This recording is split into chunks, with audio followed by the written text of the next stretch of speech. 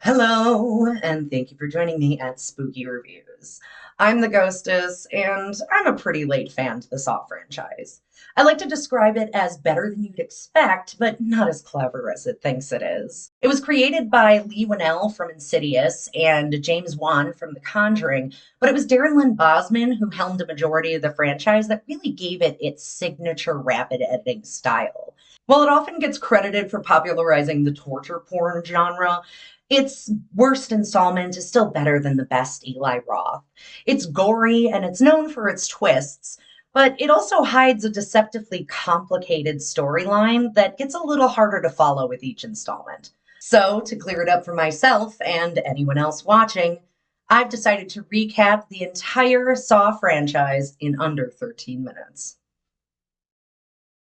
This franchise is about to get spoiled worse than dashboard chicken salad, and this video is gorier than the second week of July in Pamplona. You have been warned. Saw. Two men wake up chained to pipes in a strange subterranean bathroom. One man played by the film's writer and director, and the other a surgeon played by an unfortunately poorly aged Cary Elwes. There's a man dead of an apparent gunshot to the head, lying in what an audio cassette later tells them is a pool of poisoned blood. The pair fish a tape recorder from the dead man's hands and play a cassette that reveals the doctor's family is being held hostage and he has to kill the other man before 6 o'clock to save them. The men solve clues, discover their uncandid camera, and try to fake out with a poisoned cigarette and end up electrocuted. Slowly, it's revealed that the younger man is a private investigator hired to take photos of the doctor by a really seriously getting too old for this shit Danny Glover, obsessed with the Jigsaw killer since the death of his partner, and convinced Robin Hood Men in Tights is the killer. Through flashbacks, we see Detective Danny, his partner Singh, and Detective Starship Trooper discover Jigsaw's various crime scenes and interview one survivor, Amanda Young, who had a bear trap strapped to her face and was forced to stab a key out of another man's stomach to survive. It seems that a creepy orderly might be the killer as he holds the doctor's wife and daughter hostage in their home. Crafty Monica Potter wrestles free in time to save them, while Zip Zap Zop escapes, Glover in pursuit. Unfortunately, Dr. Wesley doesn't know this and decides to use the titular tool to remove his foot and shoot the photographer. The wound isn't fatal, however, and after Zep shoots Murtaugh and comes to kill the surgeon, he gets a toilet lid to the head for his troubles, and the good doctor crawls away to get help, sans foot. But, as it turns out, Ben Linus wasn't the real bad guy and had been wrangled into holding the doctor's family hostage with a tape recorder of his own. The real mastermind was, surprise, the dead guy in the middle of the room playing possum, who slams the door shut with a game over, leaving the photographer to die.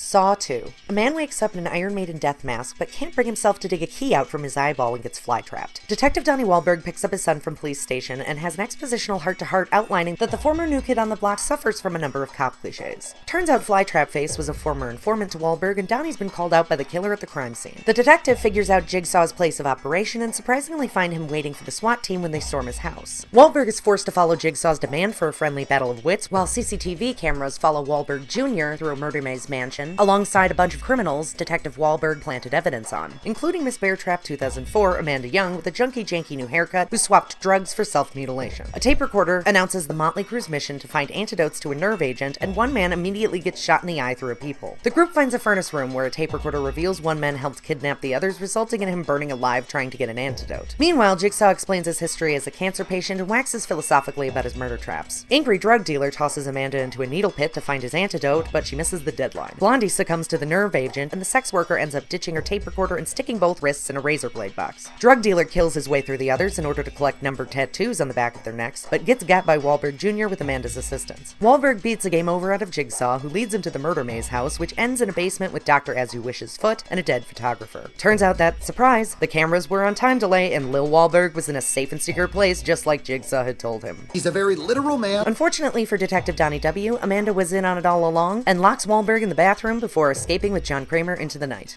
Saw 3.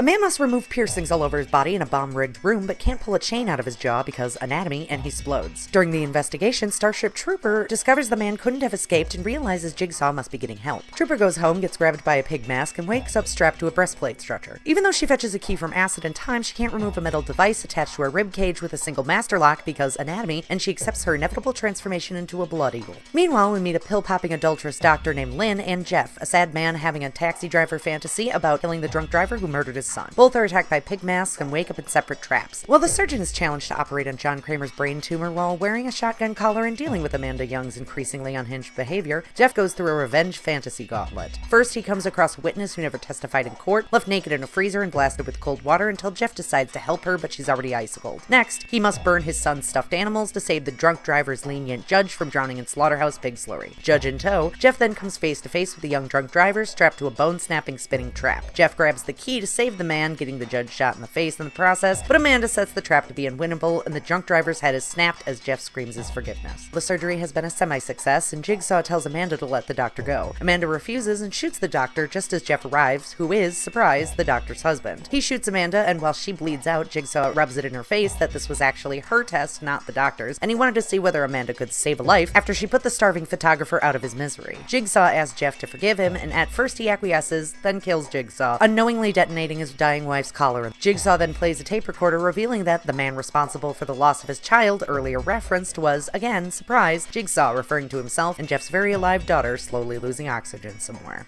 Saw 4. A medical examiner finds a mini cassette tape during Jigsaw's autopsy addressed to Detective Mark Hoffman, played by the excellently named Costas Mandylor, a background cop at Wahlberg's precinct. Two men, one with eyes stitched and the other with mouths sewn shut, are leashed to a tow winch that activates. See No Evil attacks Speak No Evil, but Speak No Evil gets the upper hand and frees himself. Background cop number 2, Detective Rigg, discovers Super Trooper's body, recklessly running into the crime scene, much to Hoffman's astonishment. Rigg goes home just in time for cop cliché number 15, wife leaving him for being too addicted to the job. Later, he wakes up in a bathtub to find his house redecorated and photographs of the woman sex trafficking underage girls and a message telling him to let said woman get scalped by a trap in his living room. Rigg can't help but play hero, and she's so grateful she tries to stab him with a knife and gets got by Rigg in self-defense. The detective discovers that Donnie and Costas are connected to a bizarrely elaborate melting ice-weighted pendulum electrocution trap being run by Speak No Evil, and he must set up Jigsaw traps to get to them in time. He follows instructions to a hotel where a rapist fails to gouge out his eyes, then oversees the end of a toxic relationship. Meanwhile, new on the scene FBI lady gets nail-gunned in the face, and FBI man aggressively interrogates Jigsaw's ex-wife into telling him about a miscarriage at the hands of a junkie, Kramer's eventual first victim, starting Kramer down the road to designing industrial inquisition tools. FBI man links the unborn child's name to a building Kramer owns, stumbling onto the death maze from part 3 because, surprise, the stories are happening simultaneously. FBI agent kills a trigger-happy Jeff in self-defense before getting locked into a room. At the same time, Rigg has made his way to Wahlberg and Mandylor. Wahlberg shoots Rigg to keep him from triggering the trap, but it doesn't stop him from Kool-Aid manning his way inside, shooting Speak No Evil. Donnie Wahlberg's head gets crushed, and Rigg bleeds out while the unelectrocuted Mandylor reveals himself to be Jigsaw's third accomplice.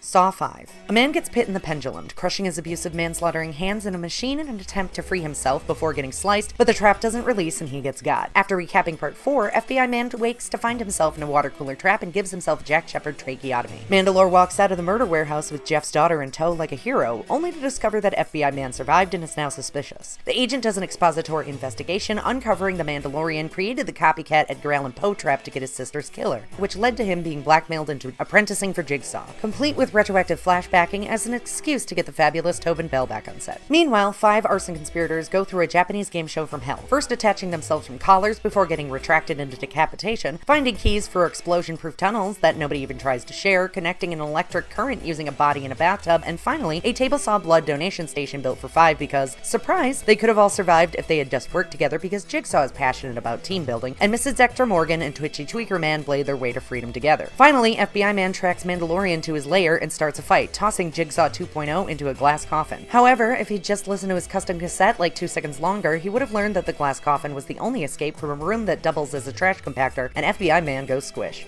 Saw 6. 2 bank loan managers responsible for the housing market crisis must pay a Shylock price to keep from getting screwed, but Denidra Howard won a reality show to be here and comes out the victor, costing her an arm but not a leg. Jigsaw has left his protege instructions to set up a murder gauntlet for an insurance executive who once denied John Kramer's claim for experimental cancer treatment. First, the executive must hold his breath longer than a janitor with emphysema, then weigh the value of his employees as he holds their lives in his hands. Very literal, man. Yes. Then navigate an underling through a steam pipe maze that ends in a battle for a key in his kidneys, and finally, he's faced with a death by shotgun murder murder-go-round where he must pierce his hands to save 2 of the 6 grunts who search for his policy loopholes. The executive comes face to face with his reporter sister and the surviving family of another man whose claim he denied. The man's widow and son must decide the executive's fate, and the son says fuck it, pulls a lever, and drops a wall of acid needles into the executive's back, melting him down to a puddle of gore. So what was the Mandalorian doing this whole time? Well, he framed FBI man with posthumous fingerprints and thinks he's all good in the hood. But FBI lady actually survived her nail gunning and has been investigating him alongside FBI boss and a handful of other background experts. Turns out they have the technology to reverse engineer Mandy's Tobin Bell vocoders back to his original voice, which they do in front of him, not expecting him to murder the entire team with common office supplies and then escape. He goes to Jigsaw's ex-wife, but she knocks him out and reverse paratraps his face. However, he life hacks his way out of the murder mask. Now the Mandalorian is on the lam, and the former Mrs. Jigsaw must run for her life. Saw 7, also known as Saw 3D, so expect a lot of gore to come flying out the screen. 2 guys, a girl, and a table saw work out a love triangle, resulting in bros before hoe and she gets got. Ex-Mrs. Kramer is having fake-out nightmares over the vengeful Mandalorian, so she turns herself over to witness protection in exchange for giving information to the periphery law enforcement characters that have heretofore avoided getting jigsawed. Mandalorian is busy setting more traps, including one that forces White Power Chester Bennington to remove his skin to prevent a Rube Goldberg car crash from killing his friends, but he fails and all 4 get got. We shift focus over to a schlub-turned-motivational speaker, Bobby, who launched his career off surviving a jigsaw trap. However, he's a big old phony-lying faker, even confronted by a baseball-capped John Kramer at a book signing, and gets some slow, sarcastic claps from Pierre Despereaux at a jigsaw survivors support group. Bobby gets tossed into a game where he's challenged to save the flunkies that helped him commit his con. His publicist is challenged not to scream while he fishhooks a set of keys from her stomach, then he power squats to prevent his lawyer from getting stabbed in the eyes and mouth, and then guides his blindfolded and noose-necked friend across a rickety wooden bridge, failing all 3 times. To save his wife, his final feat is to quote-unquote recreate the test he claimed to have endured in his book, pulling himself up by meat hooks in his pectorals, but fails because anatomy, and his wife gets blazing bold. Meanwhile, the Mandalorian kills just about everybody to get to ex-Mrs. Jigsaw, strapping that bear trap to her yapper and watching it go snap. As he walks away, however, he's stopped by a group of pig-mask cult members led by, surprise, the now legless Dr. Elwes, revealed to have been behind most of the series' medical expertise, who locks Mandy in a bathroom without even a hacksaw to escape with. Game over for realsies. Jigsaw. Oh boy, this one's a doozy. While some detective and medical examiners, including a Jigsaw superfan, try to figure out who's responsible for the city's latest slew of elaborately butchered victims, we cut back and forth to a game that's, surprise, actually Jigsaw's very first murder gauntlet, despite using anachronistic technology and further complicating a timeline more retconned than Marty McFly's. Basically, Jigsaw has another copycat accomplice recreating Jigsaw's first and up until now undiscovered murders of a bunch of people that John Kramer somehow witnessed committing abhorrent crime. Between a saw blade conveyor belt, acid needles, a silo of doom, a vegetable peeling body tornado, and a reverse gun quick draw, the Gauntlet members eliminate themselves in the past and the present. The group track their way to a barn where the games are taking place. One detective and one ME get trapped in laser collars, but it's actually a ruse to elicit a confession of corruption from the detective. The ME was actually the first person cut from our Home Alone Squid Games, pitied by Jigsaw and taken under his wing as his first apprentice before getting called up for active military duty. With the confession recorded, the ME activates the laser and turns the man's head into a meat lily. It's exactly like a meat lily. Slamming the door shut behind him with a game over. I speak for the dead. With a I speak for the dead. Spiral from the Book of Saw.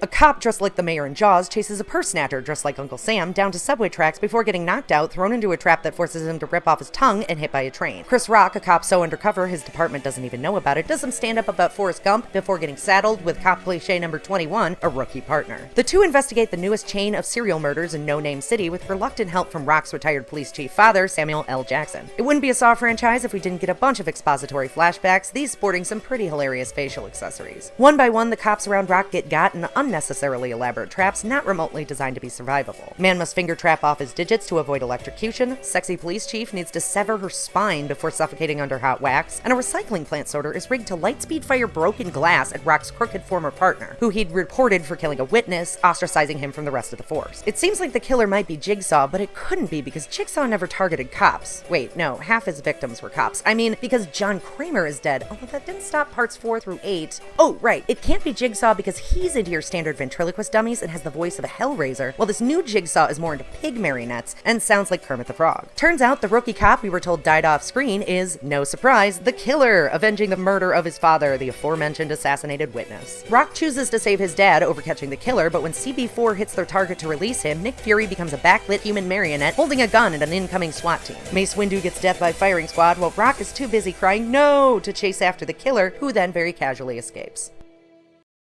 And coming in with seconds to spare, that was the entire Saw franchise recapped in under 13 minutes. If you enjoyed this video, please like, share, and subscribe. Be sure to check out my other 13-minute franchise recaps on my channel. Follow me at Spooky Ghostess on Twitter, and join me next time for another spooky review. Boo for now.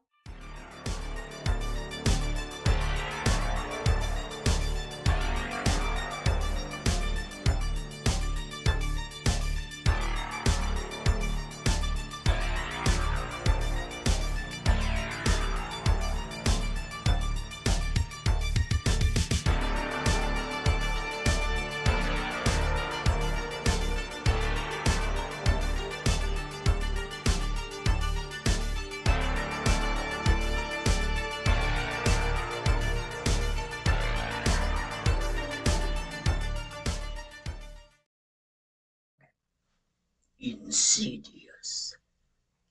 Insidious.